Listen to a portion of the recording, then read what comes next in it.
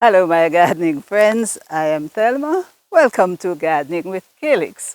I'm in an awkward section of the garden because today's video is very special. We are going to show you how we managed over a 3 or 4 year period to transform a very difficult to manage front bed, which consists of two ledges, really, perch front beds, how we transformed it from a rather mediocre looking low-key arrangement of plants to something that is so vibrant now that you too may wish to do the same in your garden. So please keep watching.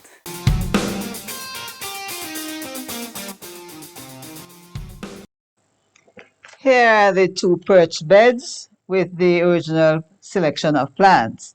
Actually, I call them perch beds, but what you're looking at here are two closely spaced retaining walls to prevent erosion of soil from the base of the building. The lower bed is about 12 inches wide and no more than 6 to 8 inches deep. The dwarf Tradescantia was selected because it really requires very little soil depth. It grows fast, plus the attractive mix of purple and silver complemented the base wall.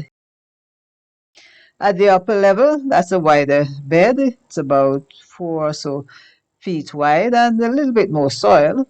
So we selected plants that would cascade over the edge, medium-sized flowering shrubs, as well as a few areca palms. We kept that rather simple design for about 2 or so years while we weren't ahead landscaping the rest of the property, spending quite a bit of time on the front gardens, and the regular viewers would realize that there's some changes since the last time we exposed it to you, and we'll be giving you a tour shortly. So we moved on with a second option. It was rather sedate, and let me show you what I'm talking about.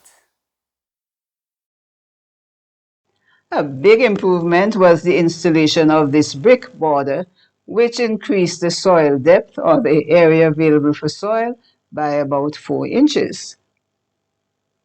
We shifted the Tradescantia from the middle level to the ground level. And in the middle bed, we established pink impatiens, purple false heather, and if you look closely, you'll see some young Oncidium orchids peeping through. The upper level remained as before, with you can now see some white begonias on the left. The Rosella have been trimmed and appear rather bushy at this time, and I really love this Obaki, which is giving a little focus in the midsection of this upper bed. Overall, this is a more structured look, and it was relatively easy to maintain, with one exception. The Tradescantia often got in the way of the lawnmower, for which Don was not happy. It turned out to be a little bit more sedate than I like. I needed brighter colors. Time for a really serious makeover. For the makeover, I selected plants in two broad categories. Those a few colorful foliage and the vast majority for their colorful seasonal blooms. This dwarf Sansevieria was selected for its colorful foliage.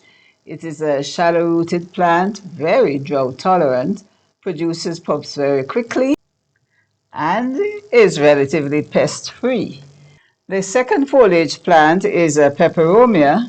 It does very well in this location, free draining soil.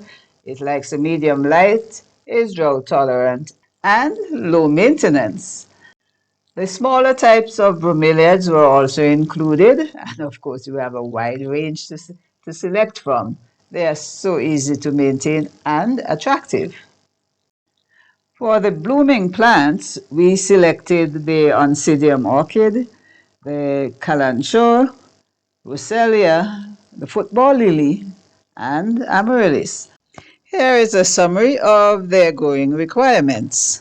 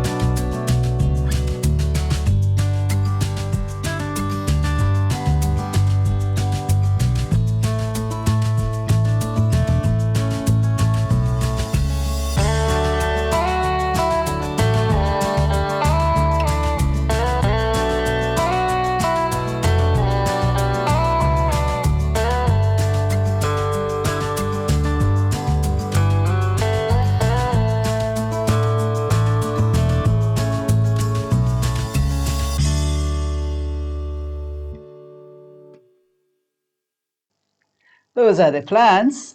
Now let me show you how they were laid out in the bed. This clip was taken about 12 to 14 months after the plants were established. And we're looking first at the Oncidium, which as you can see is firmly rooted along the back wall. The football lily, we had 5 plants at the outset and they're spaced throughout the length of the bed. Luckily, we are taking this picture when the football lily were in full bloom, and that was July of 2024. The amaryllis, also throughout the length of the bed, they're spaced about 2 feet apart, and Sansevieria was used as the border plant along the front, and they were spaced about 1 foot apart. Coming up next is the lovely Rosella, blooming as usual. Fast forward 1 year, and it's hard to believe the transformation.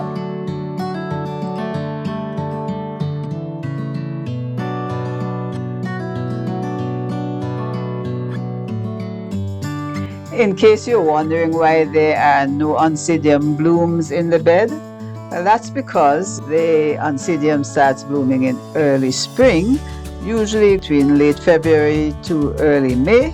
And now that we are in midsummer, the plants have resumed their vegetative growth, and as such, there are no blooms to be seen. 2 weeks later, and the roselias were covered in blooms. Quite a display, wouldn't you say? But by contrast, some of the football lily blooms were already fading. But that's not a problem because I plan to collect seeds from this batch of football lilies so that we can determine the extent to which the seeds are viable and whether or not we can use them to produce more plants in due course. Now, I want to share a tip with you. I mean, the bed looks very nice and lush and overflowing with colors, but most of us would know that you can't get all of your plants blooming at the same time.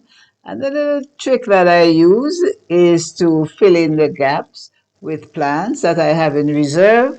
And if there is a particular gap in the front bed and I can fill it with a potted plant that happens to be in bloom, I do that because, after all, we're looking for the impact as you enter the property.